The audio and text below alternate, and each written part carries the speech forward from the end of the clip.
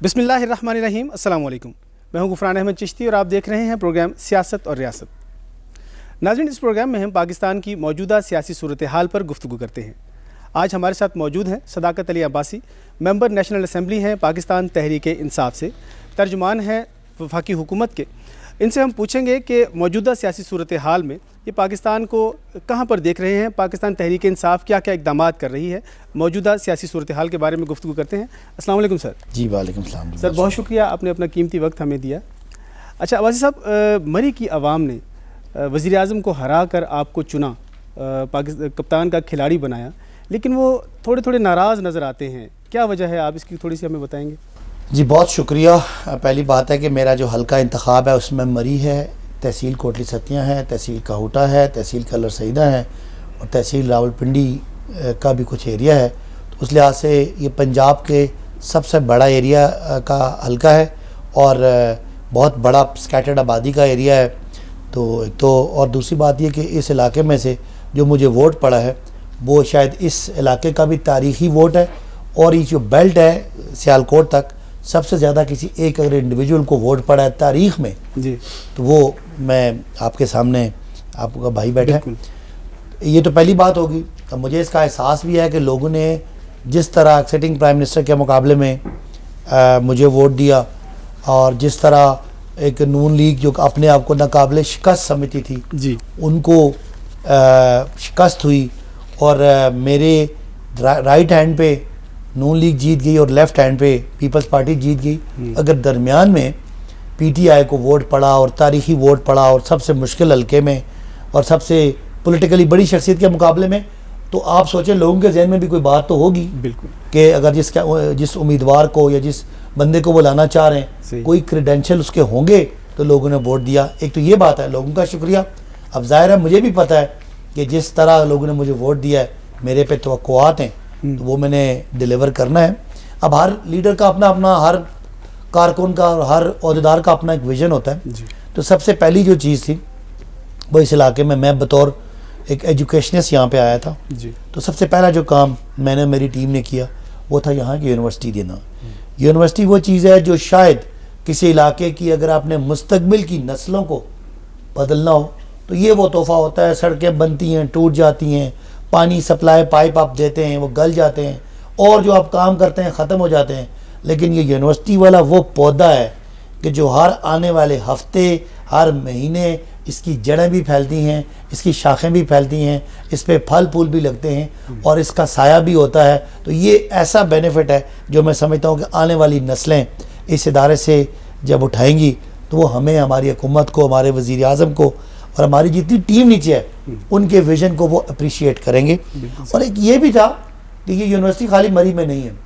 इस यूनिवर्सिटी के मेरे पास 5 तहसीलें, 5 में मैंने कैंपस इसके मंजूर करवाएं।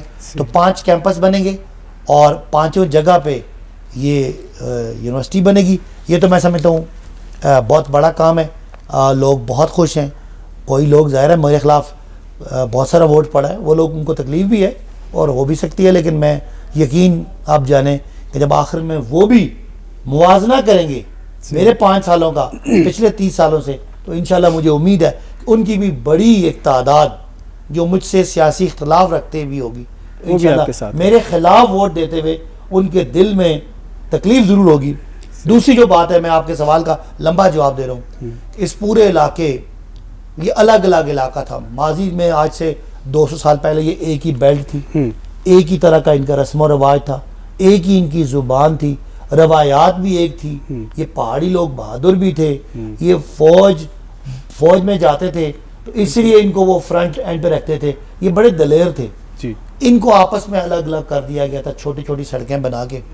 तो मैंने ये कोशिश की इस पूरे खित्ते को दोबारा रिवाइव किया जाए और इसके दरमियान में से एक कोहसार टूरिज़म हाईवे के नाम से एक बड़ी हाईवे बनाई जाए, जिससे ये अपनी रवायात, अपना कल्चर, अपनी ज़ुबान और अपना वो जो इनका आपस में अटैचमेंट थी, बरादरी थी, रिश्तेदारियाँ थी, उसकी तरफ इनको करें। तो मैं आने वाले वक्त में एक पिंडी जैसा बड़ा ज़िला इधर देख रहा हूँ, एक पिंडी जैसी बड़ी एक सिविलाइजेशन, एक तहजीब यहाँ देख रहा हूँ।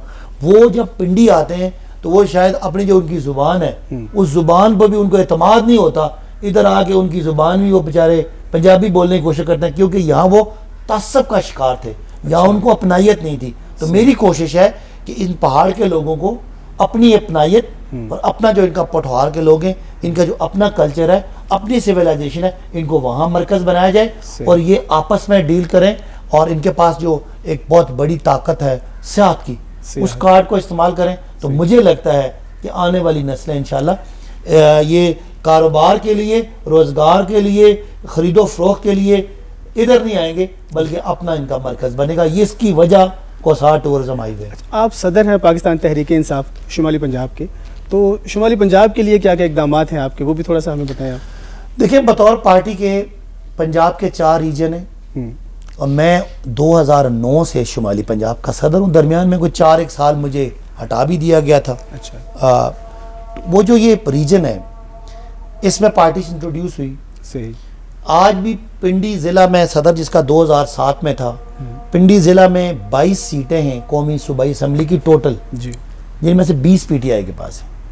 اور مسلم لیگ نون جو اپنے آپ کو پنجاب کی پارٹی سمجھتی ہے، ان کے پاس پنڈی ضلع میں 0 سیٹیں.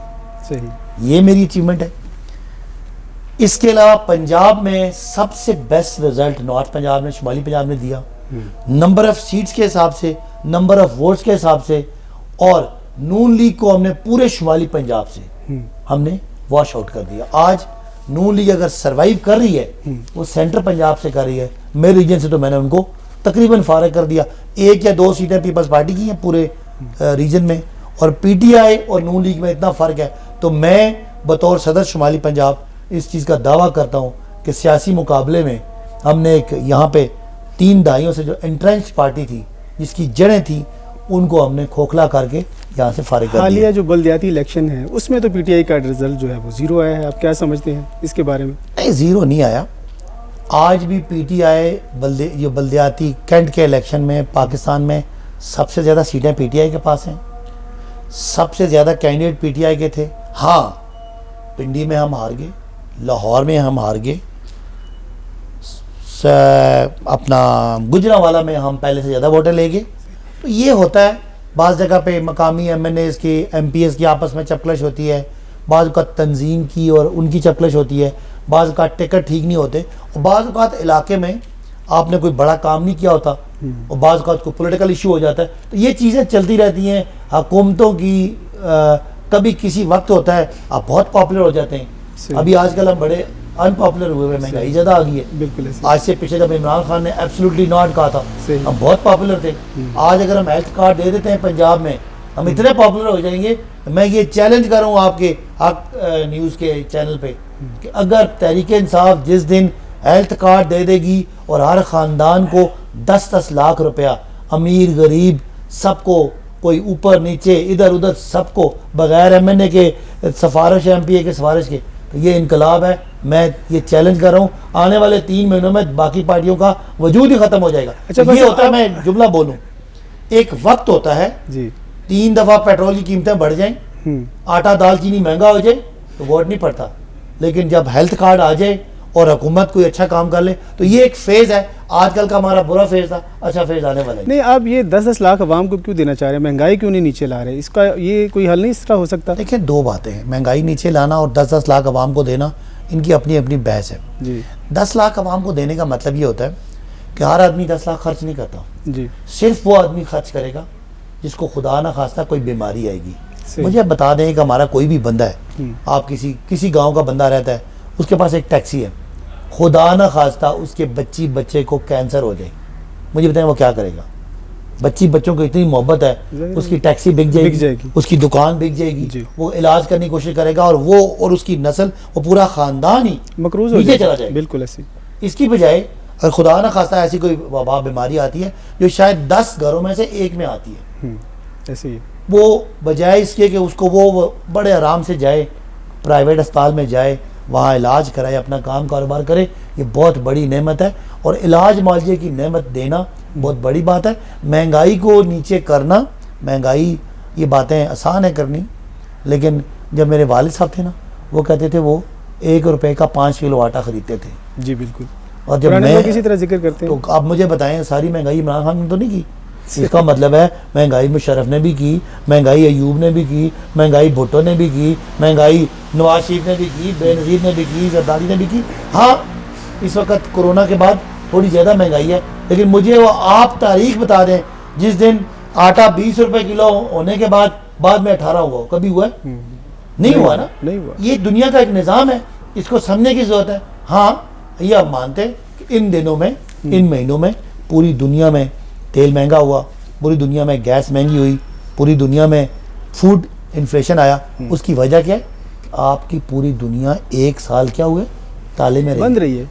جب آپ تالے میں رہی ہے, جی. جب دنیا میں فوڈ سپلائی مسئلہ ہوا, لوگوں کے اسٹاک کم ہوئے, اس کا یہ امپیکٹ ہے. انشاءاللہ ٹھیک ہے. اچھا, لاہور میں ابھی جو ضمنی الیکشن میں اس کے آپ کے امیدوار کے کاغذات ریجیکٹ ہو گئے ہیں, اس کی کیا وجہ ہے؟ کیا انہوں نے جان بوجھ کے ایسا کیا ہے یا کیا وجہ ہے؟ وہاں پہ بہت مضبوط امیدوار ہیں. میں سمجھتا ہوں کہ اس امیدوار کی نالائکی ہے. جی میں تو یہی کہوں گا, گو کہ میری پارٹی جو ہے وہ اس بات پہ ناراض ہوتی ہے کہ آپ اپنے پارٹی کے پیسے بچا لیے کہ الیکشن میں. نہیں ایسے کوئی نہیں ہوتا, کوئی آدمی بھی اپنا حلقہ چھوڑتا نہیں ہے.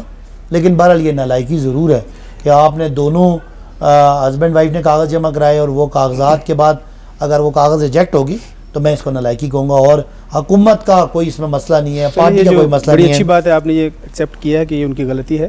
پی ٹی آئی جہاں بھی ہاری ہے اپنے ہی امیدوار سے ہاری ہے. یہ تنظیم سازی کی کیا وجہ ہے؟ یہ کیوں یہ ٹھیک نہیں ہو پا رہا خلا؟ اچھا, دوسری پارٹیوں میں ایک بادشاہی نظام ہے. اب ہمارا جو حلقہ ہے نا, شاہد خاقان صاحب ہیں, خاقان بھائی صاحب سے مرحوم, اس کے بعد شاہد خاقان ہے, اس کے بعد ان کا کوئی بھانجا بھتیجا آئے گا. ہمارے سرور فیملی جو ہے ان کا بھی کوئی بھانجا بھتیجا آئے گا, بیکاز دوسرے بندوں کو وہ بندہ ہی نہیں سمجھتے. اچھا, وہ سمجھتے ہیں ان میں اور ان میں بڑا فرق ہے. وہ بادشاہ ہیں اور یہ غلام ہیں. وہ ایک الگ نسل ہے, یہ ایک الگ نسل ہے. حاکم اور محکوم کا کانسیپٹ ہے. اور مسلم لیگ نون کی جو پولیٹیکل پارٹی ہے, دیکھیں نا اوپر سے مرکز میں کون ہے جی اپوزیشن لیڈر؟ شہباز. نیچے اور صوبے میں کون ہے؟ حمزہ. باقی کسی نون لیگ والے کی ضرورت ہی نہیں ہے. صحیح. تو یہ میں سمجھاؤں. اب نون لیگ کا مسئلہ یہ ہے کہ ان کے جو عام لوگ ہیں وہ عام لوگ ہیں اور قیادت سٹیج پہ اور عام لوگ نیچے ہیں. ہمارا پی ٹی آئی کا یہ مسئلہ نہیں ہے.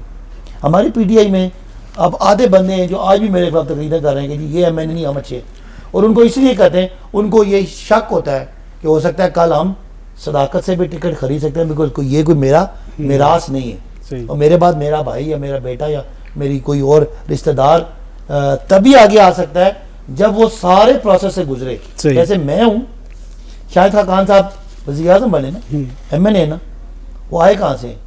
والد صاحب کی سیٹ سے. جبکہ میں ان سب سے کمپیٹ کر کے آیا ہوں.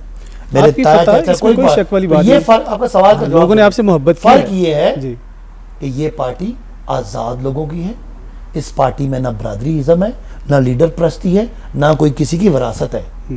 جب وراثت نہیں ہوتی تو جو لوگ سمجھتے ہیں کہ آج صداقت ہے میں نے بن گیا, وہ کل اپنا مقابلہ کر رہے ہیں. جبکہ نون لیگ میں کوئی شہباز اور نواز کے گھر کے علاوہ کبھی کوئی وزیر اعظم کو امیدوار ہوگا تو شاید خاقان صاحب جیسا ہاتھ بدا آدمی ہوگا جو ان کو سلوٹ مارے گا. کسی جرت والے بندے کو وہ آگے لاتے ہی نہیں ہے. ہماری پارٹی میں یہ ہے کہ یہ سارے سمجھتے ہیں کہ سارے لیڈر ہیں. صحیح. یہیں سے پروگرام کا دوبارہ آغاز کریں گے. ناظرین, پروگرام میں وقت ہے ایک شارٹ بریک کا, ہمارے ساتھ رہیے گا.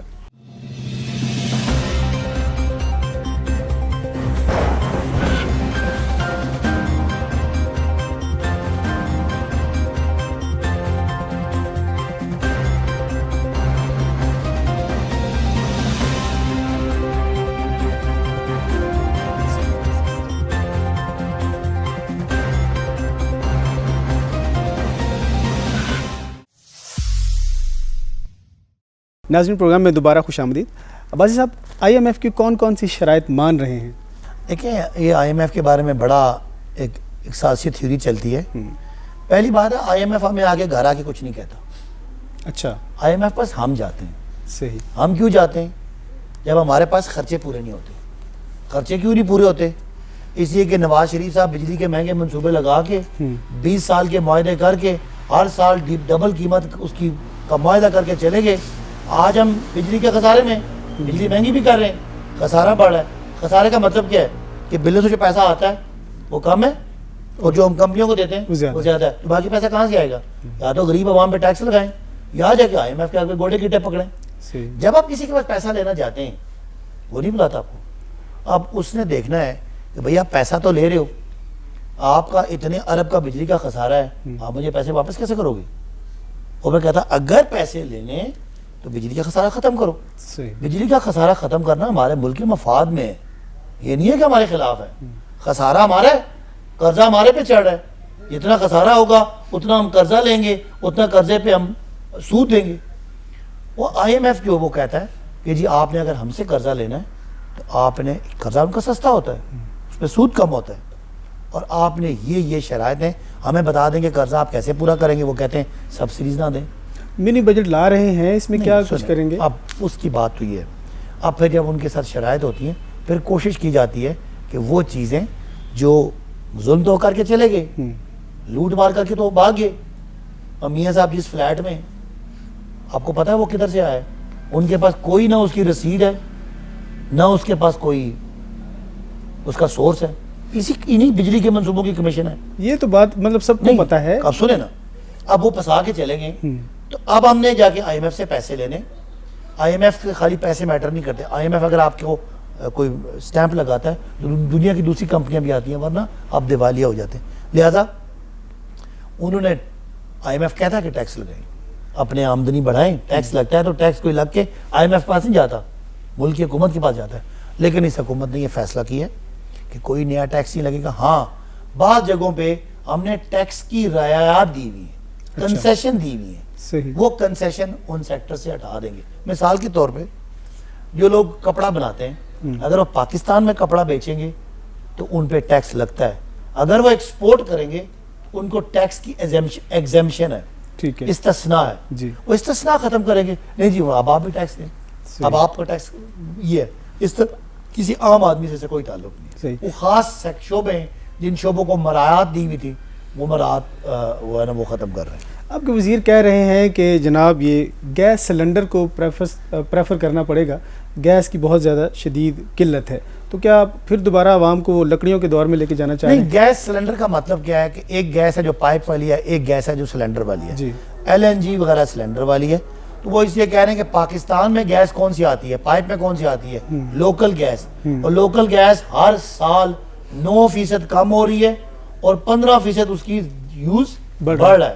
تو مجھے آپشن بتا دیں, آپ کے پاس لوکل گیس ہے نہیں. صحیح. تو اب اگر آپ یہ جو ایل این جی ہے اس کو پائپوں میں ڈالیں گے تو یہ بہت مہنگی پڑ جاتی ہے. صحیح. اس لیے اسی ایل این جی کو یہ کوئی طریقہ کار کرے گی حکومت, لیکن ایٹ دا مومنٹ تو گیس کا بہت بڑا ایک بحران ہے, کیونکہ پہلے لوگوں نے سوچا کوئی نہیں. صحیح. آج ہماری لوکل گیس ختم ہو گئی ہے اور امپورٹڈ گیس آنے میں اور اس کو پائپ میں بچھانے میں 1.5-2 سال کا ٹائم. پانی کا بہت بڑا مسئلہ ہے پورے اس خطے میں, اس کے لیے آپ کی حکومت کیا کوئی مثبت اقدامات کر رہی ہے, اس کے بارے میں تھوڑا سا بتائیں. دیکھیں میرے حلقے میں تو میں کوشش کر رہا ہوں کہ ایک ڈیم بنا رہے ہیں مری میں جس کا نام ہے دھار جاوا ڈیم, 2.5 ارب روپے سے بن رہا ہے. صحیح. ایک واٹر سپلائی اسکیم ہم دے رہے ہیں کوٹلی ستیاں کو, ایک واٹر سپلائی اسکیم دے رہے ہیں ہم کوٹا کو. کوٹا کی 30 کروڑ کی ہے, کوٹلی ستیاں کی 20 کروڑ کی ہے, مری کا کوئی 2.25 ارب کا ہے. اس کے علاوہ ہمارا نیچے والا علاقہ ہے مری کا, یہ پھگواڑی والی سائڈ, ادھر بھی ہم 2 کروڑ روپے کی ایک واٹر سپلائی اسکیم دے رہے ہیں. تو واٹر سپلائی کا ایشو ہے, اس کی ریسورس ہے جو پانی کا سورس ہے اس کا بھی ایشو ہے, اور اس کو آگے اویلیبلٹی ہے, اور یہ بڑا مسئلہ ہے جس کو دیکھتے ہیں کوئی ہینڈ پمپس دے کے کچھ کرنے کا. میرے پاس ذمہ داری ہے اس کی, شمالی پنجاب میں میرے پاس ہے یہ آب پاک کی بھی ذمہ داری ہے, تو اس کے حوالے سے بھی میں انشاءاللہ کوشش کر رہا ہوں کہ یہ معاملات کو ٹھیک کروں. جو یہ الیکٹرک مشین آ رہی ہے ووٹنگ, اس کے بارے میں تھوڑا سا بتائیں, کیا یہ اس سے فیئر الیکشن ہوں گے آپ سمجھتے ہیں, مطمئن ہیں اس سے آپ؟ دیکھیں نا, یہ تو ایسا کوئی جاہل ہی یہ بات کر سکتا ہے کہ چیزیں ٹیکنالوجی کی طرف جائیں اور اس میں دھاندلی بڑھ جائے, ہو ہی نہیں سکتا. یہ ایسی فضول بات ہے. اپوزیشن مقابلہ کیوں کر رہی ہے؟ میرا یہ فون ہے, ابھی میرا اکاؤنٹ اس فون میں ہے. صحیح. میں اپنے پیسے یہاں سے بھیجتا ہوں, ایزی پیسہ اس میں آ گیا, میرا میسج آپ کو نہیں جاتا, آپ کا میسج مجھے نہیں جاتا. صحیح. ہماری آپس میں کنورسیشن ہے, وہ سیکرٹ رہتی ہے. یہ ایک مشین ہے جو کیلکولیٹر ہے, ایک تو وہ کیلکولیٹر ہے, دوسرا میں آپ کو سمجھا دوں کہ پہلے زمانے میں کیا تھا, آپ جائیں 2 پرچیاں آپ کو ملتی تھی, ایک سبز اور ایک سفید. ان کسی خاتون کو کہیں وہ کہیں سے مور لاتی تھی, وہ مور پکڑ کے اردو پڑھتی تھی, اور اس کے بعد نشان ڈھونڈتی تھی اور مور لگتا تھا. آج اس نے کیا کرنا ہے, وہ بٹن دبائے گی, اس کے سامنے سارے نشان آ جائیں گے.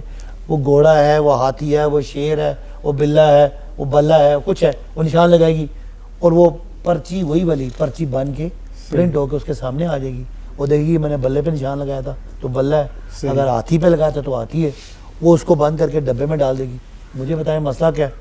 بٹن دبائیں گے, ادھر سے ٹوٹل آ جائے گا. اگر کسی کو اعتراض ہے, نہیں یہ بات آپ نے یہ نئی بات بتائی ہے کہ وہ پرچی نکلے گی, ورنہ تو یہ تھا پریشر کریں گے اور وہ اس میں تو ہو سکتا ہے, وہ کہتے ہیں مشین ہیک ہو سکتی ہے. اور سنیں ایسی یہ چیزیں وہ کرتے ہیں جنہوں نے اس ملک کو لوٹا ہے, کچھ نہیں دیا. مجھے بتائیں, میں آپ کو بتا رہا ہوں, جب آپ بٹن دبائیں گے نا صحیح تیر کا, جی, تو پرچی پہ تیر پرنٹ ہو کے نکل آ جائے گا.